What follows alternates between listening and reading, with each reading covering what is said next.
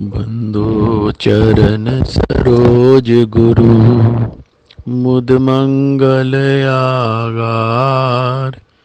जय सेवत नर होत हैं भव सागर से पार। गौरा जी के सिमरन मात्र से नाशत विघ्न अनंत। ताते सर्व आरंभ में ध्यावत हैं सब संत।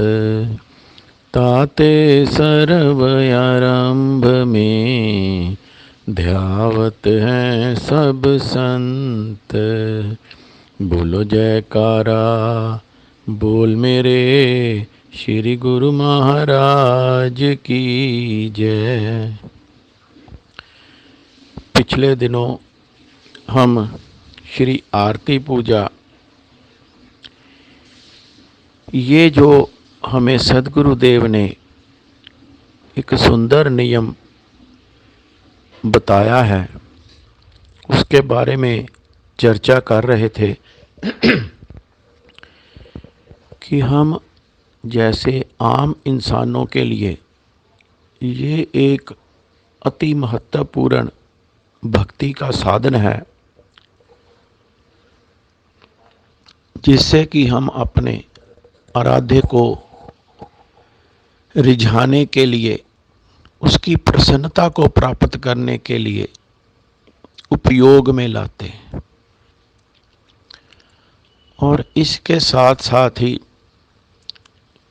एक और नियम है सेवा का। जब जब भी श्री दरबार से किसी प्रकार की आज्ञा हुक्म आता है सेवा के लिए, तो वो तत्परता से करना चाहिए।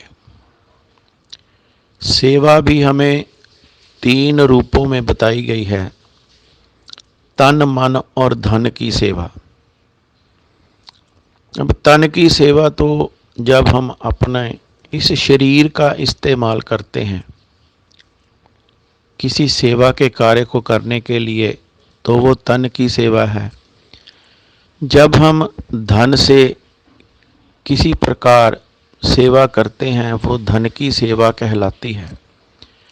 परंतु ये मन की सेवा क्या है? मन से कैसे सेवा हो सकती है? क्या मैं यहाँ पर बैठा बैठा ही अपने विचारों में वहाँ सेवा कर लूँ तो क्या वो मन से सेवा हो जाएगी? नहीं, ऐसा नहीं है। मन की सेवा बहुत ही ज़्यादा महत्वपूर्ण बताई गई है कि जब भी हमें कभी कभार आश्रम स्थल पर भी कभी बाई जी या महात्मा जी कोई सेवा करने के लिए कहते हैं, तो हम उसको प्रायोरिटी बेस पर नहीं लेते हुए अपने दूसरे कार्यों को प्राथमिकता देते थोड़ी सी ना नुक्कर करते हैं या समय की कमी बताते हैं। तो यहाँ पर तन की सेवा से पहले मन की सेवा से मना कर दिया गया। अगर तन की सेवा मिले और हम बड़े ही उत्साहपूर्वक उस सेवा को करें,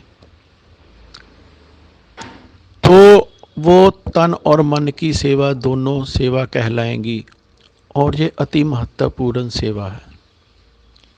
हमने तो तन से या धन से क्या सेवा करनी है? श्री सद्गुरुदेव श्री पंचम पातशाही जी के समय की लीला है कि श्री प्रयाग सरोवर पर सेवा का कार्य चल रहा था। बड़े बड़े पत्थरों को धकेल कर दूसरी तरफ ले जाना था। 20-25 भगत जन एक बड़े से पत्थर को धकेल कर दूसरी तरफ ले जाने की कोशिश कर रहे थे, लेकिन वो टस से मस भी नहीं हो रहा था। बहुत बार जयकारे लगाकर जोश भरकर कोशिश की गई, लेकिन सब व्यर्थ जा रहा था। तभी सदगुरुदेव जी ने वहाँ पर कृपा की, सभी भक्तों को आशीर्वाद दिया। साथ में श्री कार में एक चाय की केनी और ब्रेड पकौड़ों का प्रसाद लेकर आए थे। सभी को अपने कर कमलों से प्रसाद दिया और चाय पिलाई। उसके बाद बड़े भोलेपन से पूछते हैं कि कौन सी सेवा का कार्य चल रहा है।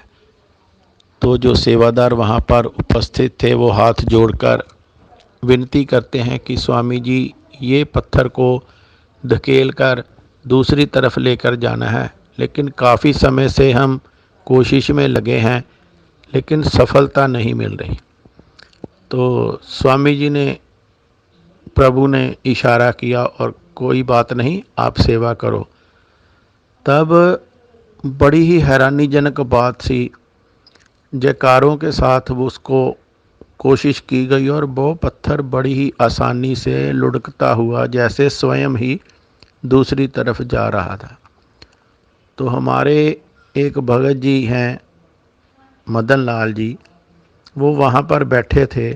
वो उठकर सदगुरुदेव जी के पास गए और हाथ जोड़कर विनय की कि प्रभु, मैं यहाँ पर बैठा था, कितनी देर से सभी कोशिश कर रहे थे उस पत्थर को दूसरी तरफ ले जाने की, लेकिन कोशिश कामयाब नहीं हो रही थी। आपने इशारा ही किया और भक्तों ने जयकारे लगाए, तो वो पत्थर ऐसे लगा कि स्वयं ही लुढ़कता हुआ दूसरी तरफ जा रहा है। तो सदगुरुदेव मुस्कुराकर उनको आशीर्वाद देकर बोलते हैं, फरमाते हैं कि ये भुखे सन, इन्हों ने हुण चाह पीती तो इन्हों दे विच ताकत आ गई। तो हमारी क्या औकात है कि हम तन से या धन से सेवा कर सकें। सब कुछ तो वो स्वयं आप ही करते हैं।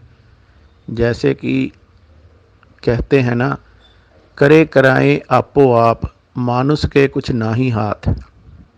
हमें ही वो आगे करते हैं और सेवादार कहलवाने का हमें गर्व महसूस होता है, लेकिन करते तो वो स्वयं ही है। हमने तो अपने मन को उस सेवा में लगाना है। जब मन उसमें रम जाता है, तब वो कहते हैं सोने के ऊपर सुहागा बन जाता है। जब जब भी कभी सेवा की आज्ञा हो या कहीं पर भी मौका मिले, तो उसे गंवाना नहीं चाहिए। हम क्या करते हैं, थोड़ी सी सेवा मिलती है तो उसका अपनी जीभा से ही बखान करते हैं, जबकि हमें सदगुरुदेव की कृपा समझकर उनका शुक्राना अदा करना चाहिए कि ये जो आपने नियम बनाए हैं, उन नियमों को पूर्ण करने के लिए आप ही हमें वो बल प्रदान कर रहे हैं, आप ही हमें वो सुअवसर दे रहे हैं। तो हमारा ये परम कर्तव्य बनता है कि जब जब भी किसी भी प्रकार से भक्ति को पाने का, भक्ति को करने का जो हमारा लक्ष्य है, उसके लिए जो नियम बनाए गए हैं, उनको पालन करने के लिए हमें हमेशा तत्पर रहना चाहिए। इसी में ही हमारा कल्याण है। बोलो जयकारा, बोल मेरे श्री गुरु महाराज की जय।